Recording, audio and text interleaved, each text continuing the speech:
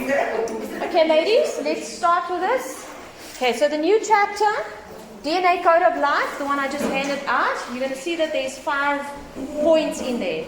Number first, okay, discuss the competition over scientific ideas.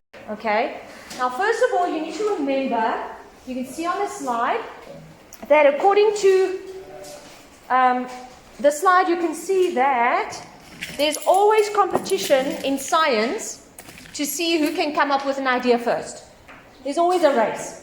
You know, people want to get to the moon, who's going to be there first? You know, who's going to discover the vaccine first? There's always, I want to be the first. Because when you are the first, all right, you get all the glory. The passage you have there on the memo that I handed out to you says that you get the science research grants, you win the Nobel Prize, you get respect from people.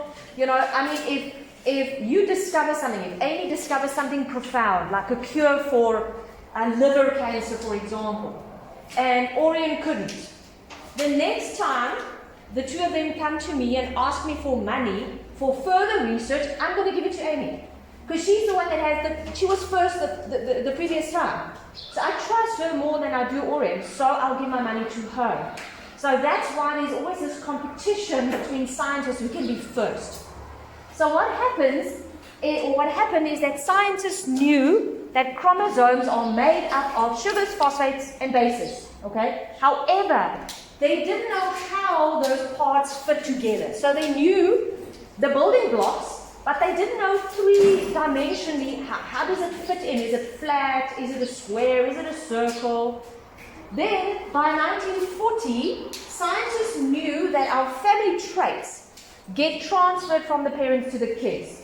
You know, if Opa and Oma had bakore, you know, and your dad has these elephant ears as well, and your brother has those elephant ears, and lucky not you, right?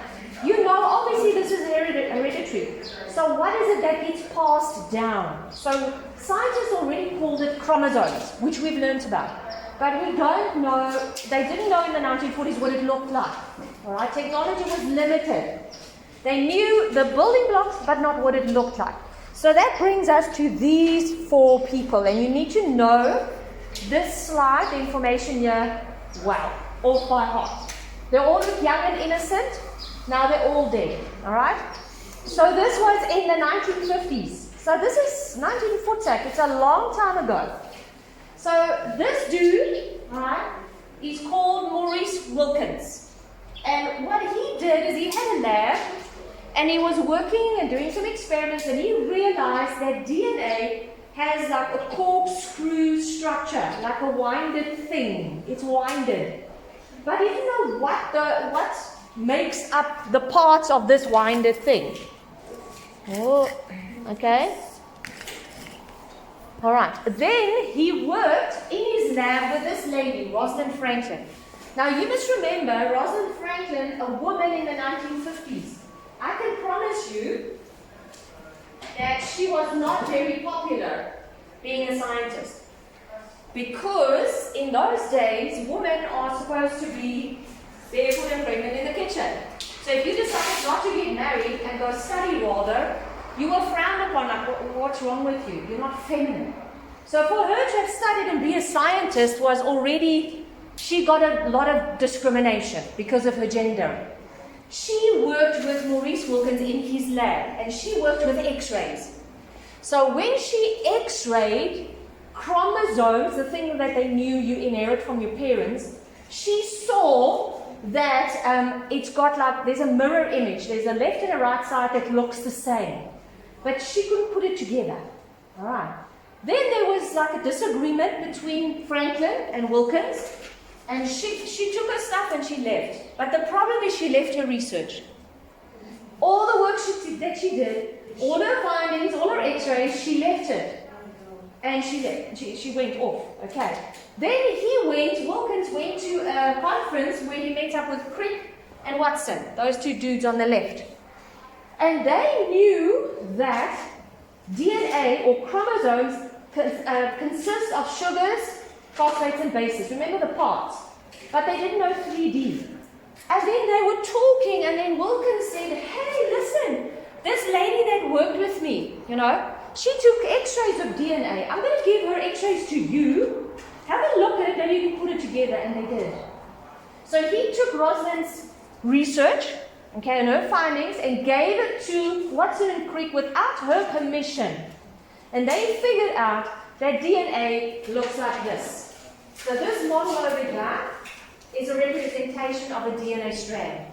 It's a double-stranded, twisted thing. We call the structure a double helix. It basically, if I had to do this, it's rubbery. If I unwind it, it looks like a step ladder. That's twisted. Now broke. Okay, you see what I'm saying? It's just a ladder that's twisted.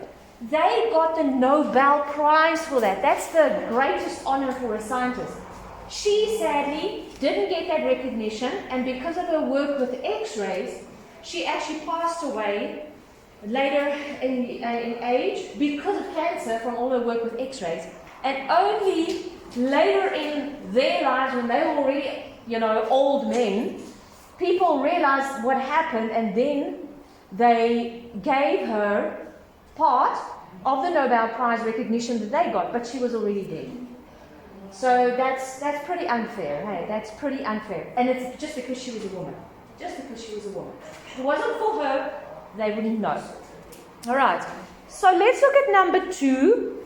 And your question there says, make a simple annotated drawing to show the structure of DNA with all its parts. Okay, so I'm going to start from scratch. And don't be too overwhelmed by all these pictures. Don't try and speed write them all down. There's only one that's really, really important. And I did put this on the WhatsApp group as well yesterday. Okay, so what I'm talking about from scratch basically is we already learned that in a cell, so on this slide over here, right at the top there, we've got a cell, all right, with a nucleus in. And what we've done, you know that the genetic material looks like the chromatin network, pot of spaghetti usually. So if we had to take tweezers and we grab a section of DNA and we pull it out of the nucleus, I'm pulling it out, like on the slide over here, I'm pulling it out. As I draw it out and I enlarge it, you can see the windy DNA strand. This thing. Okay, you see what I'm saying? So, but it's difficult to explain the structure of a 3D thing. So to explain what this thing actually looks like and what it's made up of, we're going to flatten it out. So what we do, and I will leave the picture on the board and you can take a picture at the end, you can take a photograph. DNA looks like this. It's a windy thingy, all right, which we call a double helix. A double helix. Now what it really looks like is, you might have seen this in movies, okay, or in older buildings. It's not very common anymore, but those fire escapes on the outside of a building. It's a metal winding staircase. You know what I'm talking about? So if you were to stand at the bottom and climb up, you're going to have 2 handles, the bars on the sides, the railing, thank you. If you hold there, and then you start climbing up, step by step, and then you're going to go windy all the way to the top. You understand what I'm talking about? Okay, that's exactly what a DNA strand looks like. So in order to explain, I said we're going to unwind it, we're going to flatten it out. So pretend I take this double helix, and then I unwind it so it's flattened out like a ladder, like that. Okay, I've just unwound it, kind of thing. Alright? I don't know if there is such a word. Unwound. It sounds like unwound, I'm not sure. Okay, if I unwind it, okay, it's going to look like a flat ladder structure. But those 2 side handles that you're holding onto, look carefully. Oh, let me not intimidate you by that one. If you look at this, you can actually see the sidebars on this slide. The one side is blue and the other side is red. The 2 rails that you hold on to. And what those are called is actually sugar phosphate backbones. Oh, time to upgrade. Okay, so if I had to take that side and then enlarge it, make it bigger, you're going to see that that side actually consists of a sugar molecule then a phosphate molecule, and another sugar phosphate, and another sugar phosphate, and the pattern just repeats itself.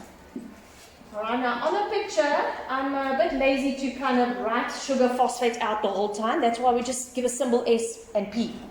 The P is a phosphate, the S is a sugar, but it's a specific type of sugar. The sugar is called deoxyribose sugar.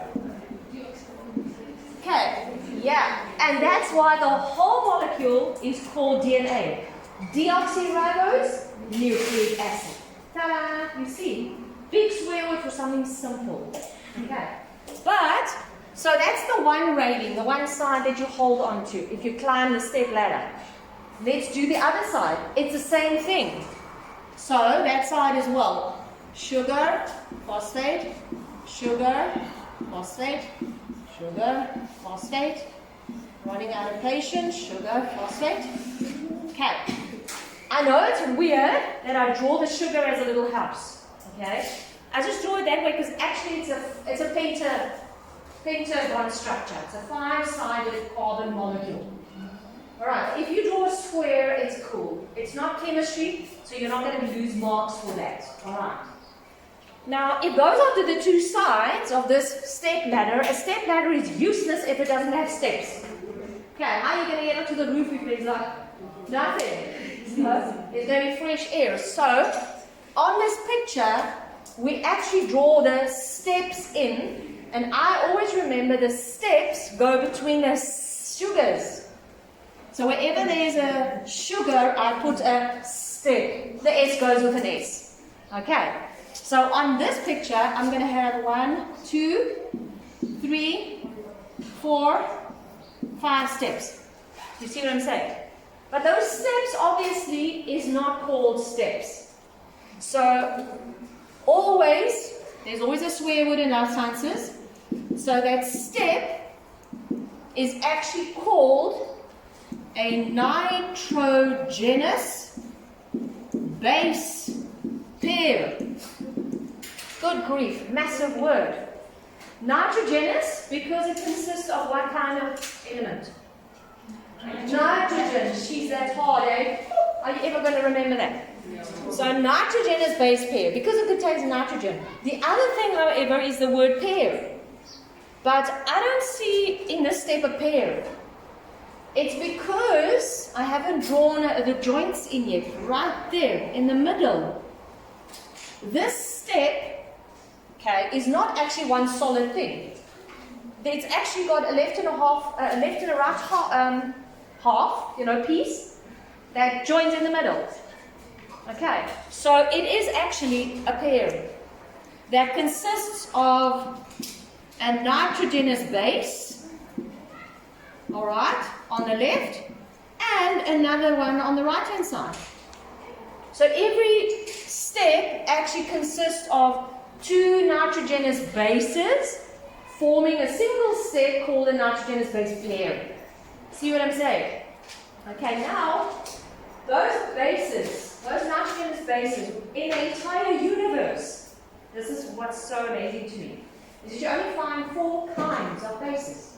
There's only 4 types that every living thing is made up of. Even the cheese in your fridge, which is not a living thing, protein, will have DNA in. The tomato I'm eating your salad will have DNA in the cells of the nucleus of that tomato. Will have DNA in, and it's made up of the same 4 bases as you. Explains some people.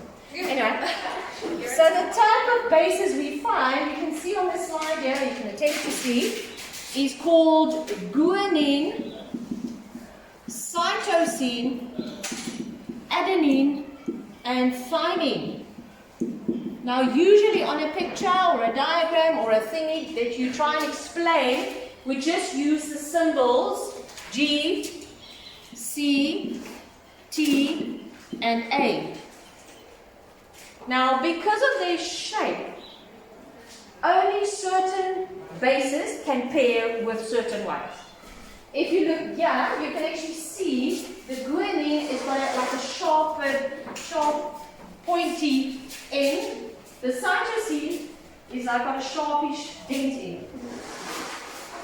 The adenine and the thymine is rounded, which means if I try and fit the guanine into the thymine, the pointy end is not going to stay in the rounded bit. You see what I'm saying? It's going to fall out. So it's like Lego blocks. You get the fake Lego, you get real Lego. And then your mommy thought she was really cute by getting budget China Mall Legos. And you go visit your cousin and you try and squeeze your fake Legos, into the real Legos. And not going to work. Because the shapes aren't the same. Although you can hammer them in, but then they stay there for eternity. You can't get them out again. So the same thing works with the bases, alright? A and T will always pair up, either AT or TA, either way around. And G and C will pair up, or CG, either way around. For me, it's easy the way I remember it always is at Garth Cruz's class. Okay, so he can never quit King's School. Wow. Otherwise, it's not going to work for me. Okay, at Garth Cruz's. A and T pair and G and C pair. Everybody happy with that?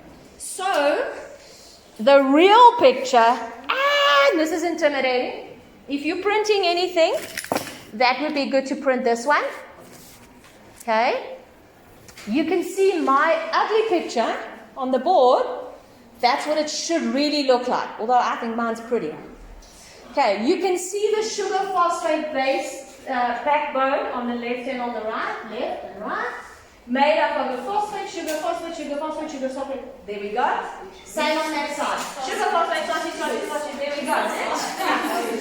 Sausage, sausage, sausage, sausage. So you've got the two sides. The steps in the middle go between the S's. Alright? And it's made up of a base pair. There's always either G's and C's. Alright, G's and C, either way around. Or T, A, T. You see that? Alright. So that is the basic structure of DNA. Basic structure of DNA. G goes with C, A goes with T. Any questions? Okay, so you might be, yes, Krista? You know how it's the pairs is like the G and C and the A and T? When it's like in the steps, are they just random or is there like a specific order? Okay, that's so interesting. They are not random. Okay, a specific order gives the information of what protein to make. Let's say, for example, you have, and you're kind of a little bit ahead in the syllabus now, but let's say, for example, this one's got pretty brown hair. In her DNA strand, there would be 30 genes, for example, 30 chromosomes, 30 steps that says have brown hair. And that order will be, let's say, GC, GC, GC, TA, TA, TA, GC, GC, GC, TA. Okay, cool. So that's what it says she's got brown hair. Then you get to Blondie over there. Same chromosome, same position, but her order of nitrogenous bases isn't GC, GC, GC like it was in Ashley. Hers would be TA, AT, GC, CG. So the order is different. You see what I'm saying? Okay. That's why it's the same 4 building blocks, but the order, the sequencing we can go is different to every person. So you and a tomato have the same DNA basically. But the sequence is different.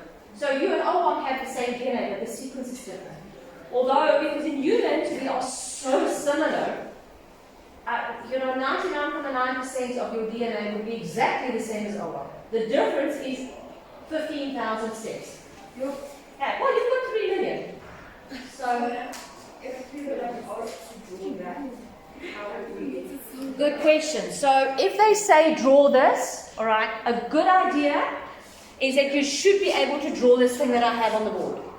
That's perfect. If you can draw this off by heart, you know your stuff, all right. But what you will be asked is to draw a nitrogenous, a nucleotide unit. So this is the thing that you have to draw. What is this? Okay, have a look again.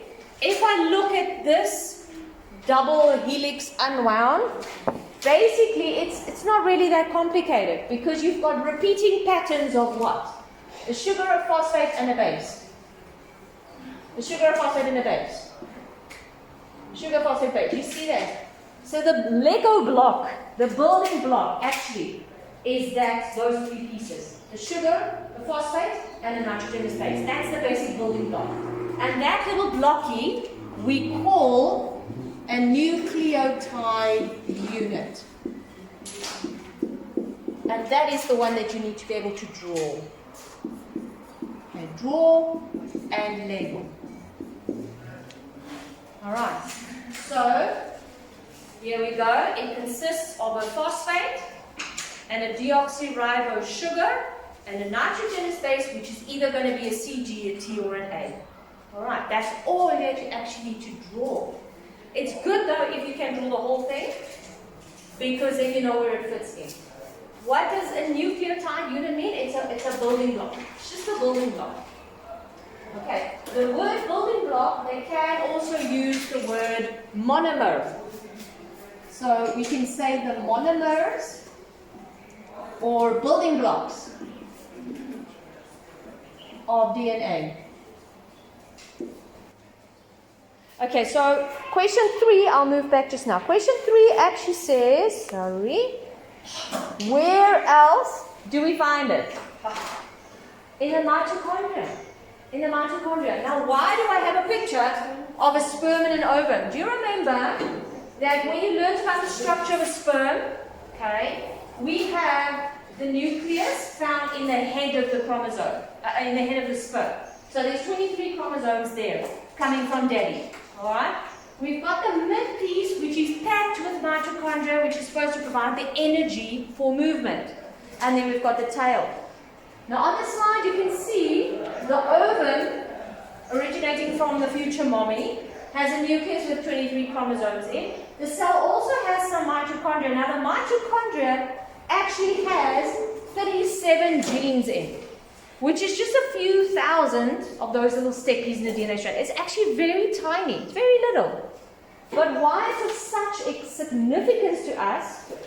This mitochondrial DNA is that all of us get our mitochondrial DNA only from our moms, not from your dad.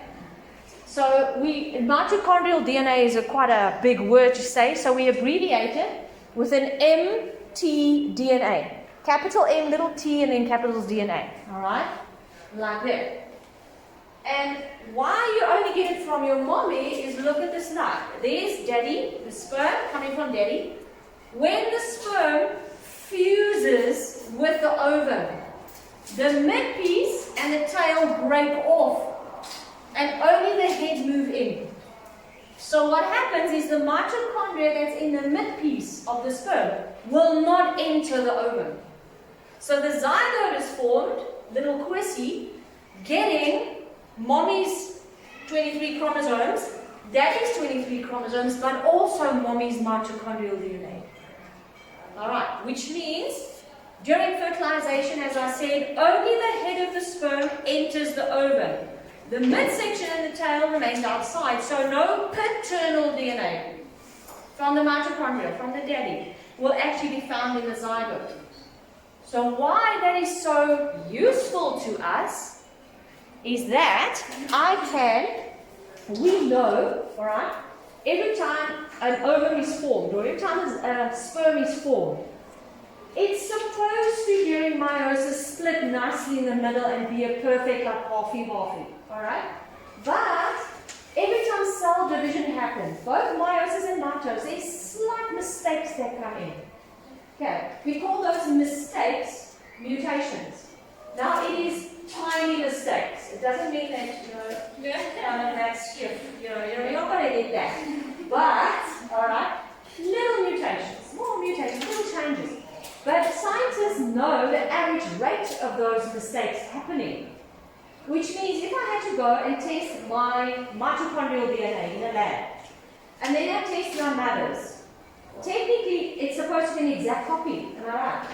But because we're human, there would have been mistakes. When my mom ovulated to produce me, there would have been a 0.00001% mistake that enters in. Okay? That is like so small you're not going to see me be weird. I don't know I'm weird, but I'm not that weird. Okay?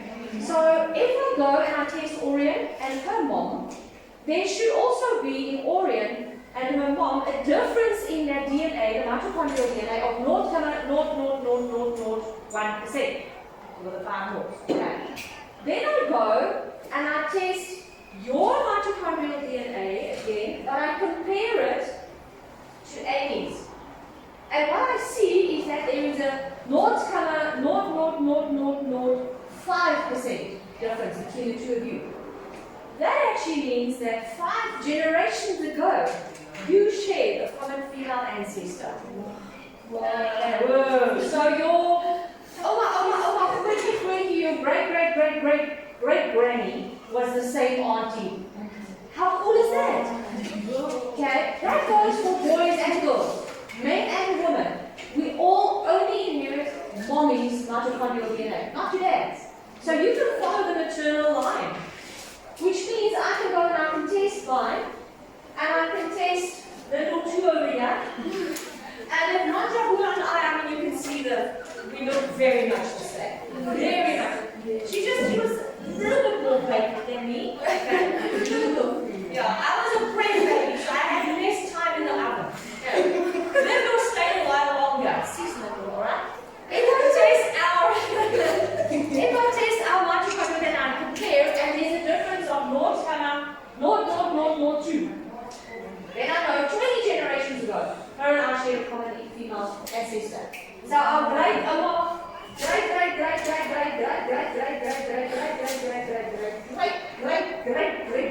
granny was the same lady. Okay. I know, and what's so wow about the discovery of mitochondrial DNA is that it's turned racism on its head. Okay? Because scientists tested more than 45,000 people all around the planet. So it would be Mr. York from China, Auntie Susie from Britain, John McIntyre from Kentucky, and Mr. Chabalala from, Soweto. Everybody, from pink to blue to purple to little squeaky eyes to Alice. 30 years straight ever. So they took from every nation, from every race, people that are profoundly different in appearance. Okay? And what they figured out is that about 10,000 years ago, every human being on this planet originated from one single female. And they called her mitochondrial Eve. Wow. I could have told them that without spending all that money. Oh, Genesis 1. So some people are obviously not happy that they put a genetic Eve or mitochondrial Eve because that implies the Bible is true. There goes the whole theory of evolution. Okay, so racism is out the door. Evolution is out the door because evolution says we actually only evolved into Homo sapien about 40,000, 45,000 years ago. This says no. The first Homo sapien female, as such, as looking like us, had to be alive about 10,000 years ago already. That is just so amazing. Okay, that's so amazing. So they use much.